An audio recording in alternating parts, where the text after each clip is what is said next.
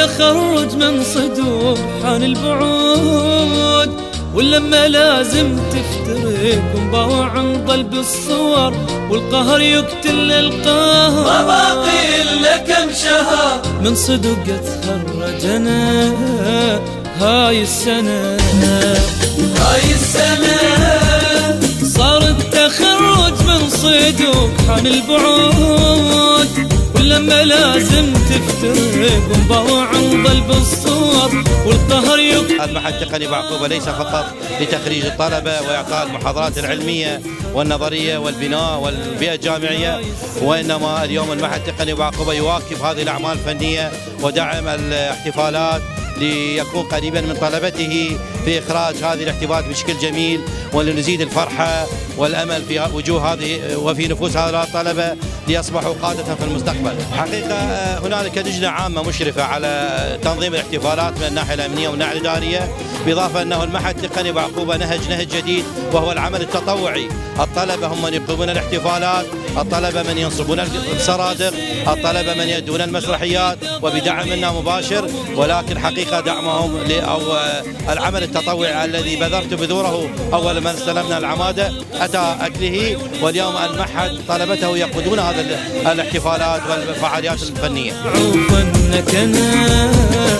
هاي السنة، هاي السنة صار التخرج من صدور حان البعود، واللمة لازم تفترق ونباوع عن ضلب الصور، والقهر يقتل القهر. ما باقي إلا كم شهر من صدق تخرجنا هاي السنة. احنا لبسنا هذا الزي احتراما للجنود والمقاتلين اللي واقفين بساحة القتال، احتراما وشرف كبير انه نلبس هذا الزي. زين، ثاني شيء اتفقنا على هذا الزي حتى نعلم من شأنهم اكثر واكثر واكثر، وان شاء الله بالنصر العظيم للموصل وغير الموصل المناطق الباقية ويتحرر العراق.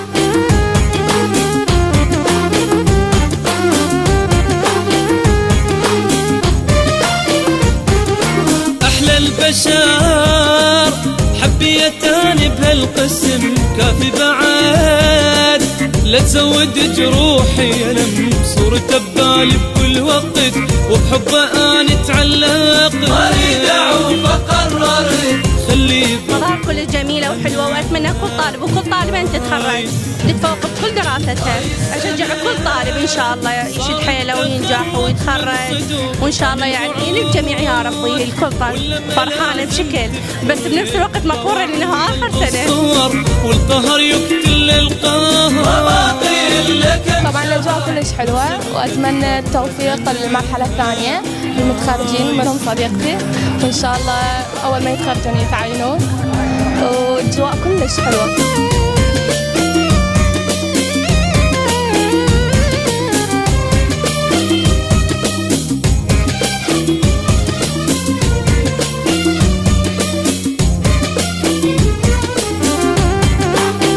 فكرة وزي عربي يعتبر من التراث العراقي القديم، وهاي طبعا فكرة واحنا نعتز به، ونريد نثبت يعني للعالم انه احنا ما ناسين التراث مالتنا، ولازم نعتز به، واحنا اتفقنا انه نلبس هذا اللبس حتى نثبت انه احنا ما ناسين هذا الشيء، وش الشيء نعتز به احنا. يا حزام ظهر بغداد يا بنت الاصول يم الدواوين، ايش قد مهذبه جيالك يا ستر دلت قهوك بنص مضيف، ومعصبه ولا يوم خنت بحجابك، حتى القمر عافل شمس متوالمه جاي والهان بيك اليوم خطابك، واختاضينا على القمر من سمعنا بهاي، ورددنا بكل شجاعه وزود ديالنا وما نطيها ديالنا وما نطيها. يقوم المعهد التقني في بعقوبة في إنشاء حفلات تخرج عامة، ولاحظ هذه الأجواء الطيبة يدل دلالة كاملة على أنه مدى الثقة المترابطة ما بين الطالب وما بين الأستاذ الجامعي